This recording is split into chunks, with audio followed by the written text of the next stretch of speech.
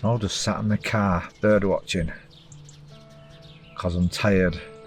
But what I want to talk about is feeding stations, and I'll put some footage up in a minute, and I've never seen so many long-tailed tits on a feeder before. See if you can count how many there are.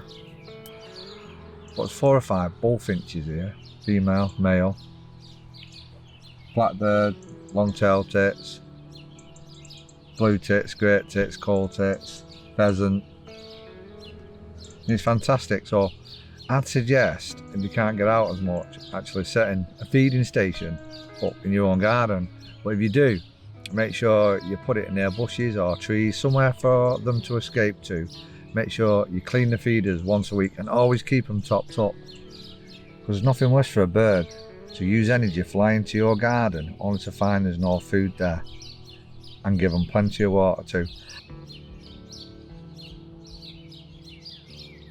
When the birds do come in, and if you do like doing photography, when the birds come in, they'll land on branches near the feeders, so you can actually get photographs of the birds on branches, and you won't be able to tell they're actually at a feeding station.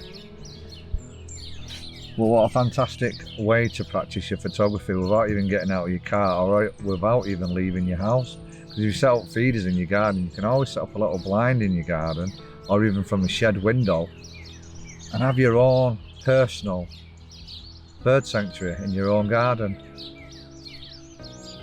And I do run a Facebook group called Northwest Wildlife Watchers.